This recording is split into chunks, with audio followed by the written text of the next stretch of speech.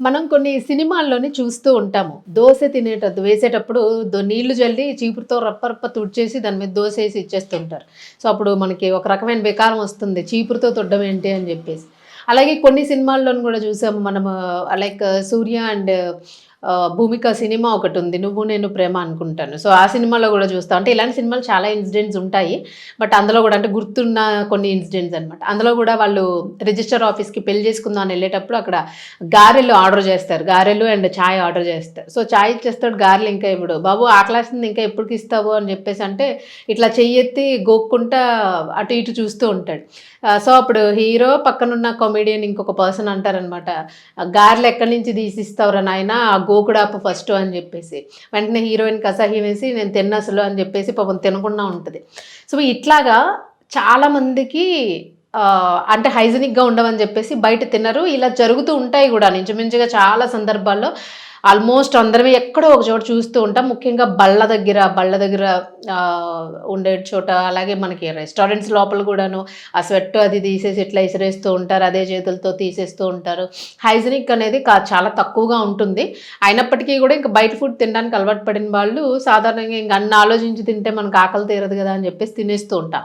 But ఇలాంటి విషయాల్లోని కొన్ని చోట్ల చాలా జాగ్రత్తగా ఉండాలి అనేదైతే అర్థమవ్వడానికి ఇప్పుడు మీకొక జరిగిన సందర్భమే చెప్తాను. ఈ వీడియో సోషల్ మీడియాలోనే విపరీతంగా వైరల్ అవుతూ ఉంది. అంటే చేసిన పర్సన్ అసలు ఏ రకమైన పర్సన్ అనేది గూడా ఒక అనుమానం కలిగిస్తూ ఉంది. ఒక కూరగాయలు అమ్మే పర్సన్ అంటే నారాయణగూడ హైదరాబాద్, తెలంగాణ రాష్ట్రం హైదరాబాద్ నారాయణగూడ పరిధిలో పార్క్ పక్కన ఉన్న జరిగిన సంఘటన ఇది. పార్క్ పక్కన కూరగాయల దుకాణం ఉంది. పూర్తిగా లైన్‌గా అక్కడక్కడ కూరగాయలు ఉంటూ ఉంటాయి గదా! సో, కూరగాయలు పెట్టుకొని కూరగాయలు అమ్ముతూ ఉన్నాడు. ఆయన ఎన్నో కొన్నేళ్లుగా వ్యాపారం చేస్తూ ఉన్నాడు. ఈయన పేరు గూడా మహమ్మద్ వాసిక్ అనే వ్యక్తి. నారాయణగూడ మేల్కోటి పార్క్ అని జెప్పేసి పార్క్ ఉంది. ఆ పార్క్ దగ్గర కూరగాయల వ్యాపారం అనమాట ఇతనిది. సో, కూరగాయల వ్యాపారం చేసి ఈ వ్యక్తి ఏంటంటే, ఈ వ్యక్తి మీద పోలీసులు పెట్టి కేసు పెట్టారు. సో, పెట్టి కేసు ఎప్పుడు పెడతాము జనరల్‌గాను ఏదైనా బహిరంగ ప్రదేశాల్లోని అశ్లీలత ప్రదర్శించినప్పుడు ఇట్లా ఏదైనా చేస్తే పెట్టి కేసు పెడతాం. మరి కూరగాయలు అమ్ముకునే వ్యక్తి మీద కేసు ఎందుకు పెట్టాడు అని చెప్పేసి అంటే, ఈ పర్సన్ ఏం చేస్తున్నాడనంటే కూరగాయల దుకాణం ముందుకుంటుంది కదా! ఆయన కూర్చొని ఉంటాడు కదా! విపరీతంగా లోపల ప్రైవేట్ పార్ట్స్ దగ్గర చేతులు పెట్టి రుద్దుకోవడము, తొడల మధ్యన అక్కడ చేతులు పైకెత్తి రుద్దుకోవడము. అంటే ఎక్కువగా ప్రైవేట్ పార్ట్‌ని టచ్ చేస్తూ ఉన్న వీడియో ఒకరి కంట పడింది. అట్లా చేస్తూ ఉండడం.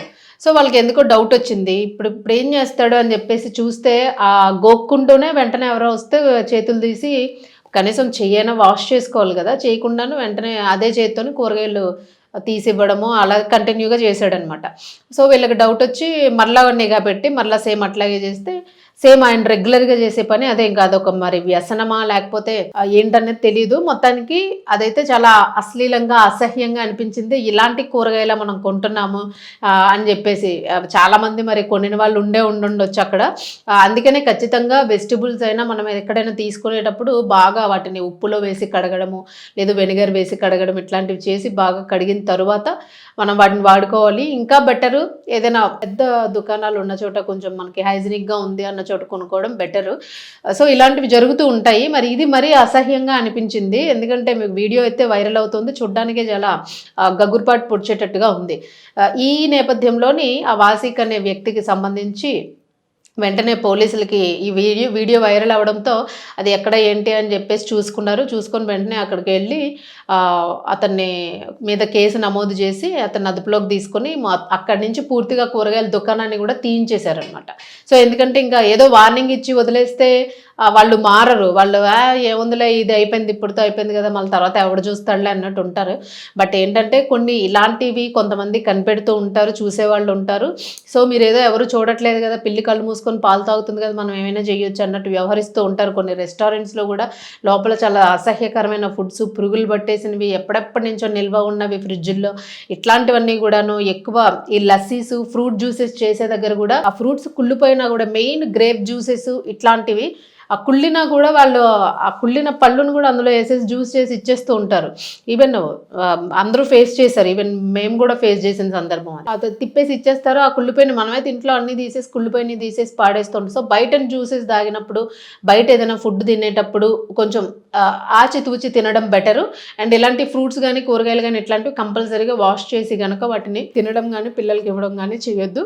మరి ఈ వ్యక్తిని అయితే మాత్రం అదుపులోకి తీసుకుని ఆ షాప్ని అయితే క్లోజ్ చేసేయడం జరిగింది. ప్రస్తుతానికైతే పెట్టారు ఆయన మీద.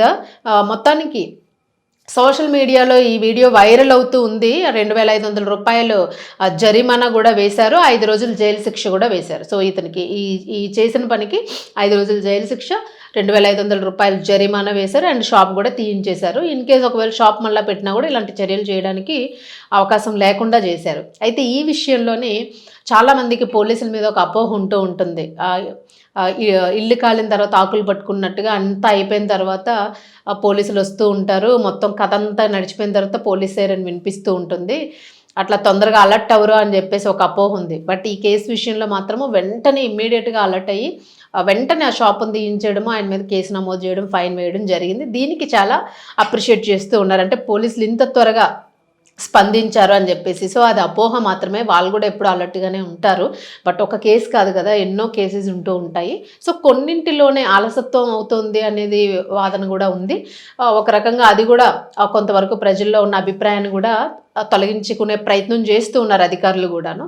సో మొత్తానికి అయితే మాత్రము మీరు ఏదైనా కొనేటప్పుడు ఇట్లాంటివి తినే పదార్థాలు కానీ ఇలాంటివన్నీ కూడా వాళ్ళు ఎలాంటి చేతులతో ఇస్తున్నారు అనేది కూడా మనం ఒకసారి చూసుకోవాలి. జాగ్రత్తగా చూసుకుని మనం తీసుకోవడం బెటరు అనేది అయితే దీనిలో అర్థమవుతుంది. సో కూరగాయలు కొనేటప్పుడైనా కూడాను కూరగాయలే కదా నెగ్లెక్ట్గా ఉండకుండాను మంచిగా జాగ్రత్తగా చూసుకొని ఇంటికి వెళ్ళినాక వాష్ చేసుకొని వాటిని యూస్ చేసుకునే ప్రయత్నం అయితే చేయండి.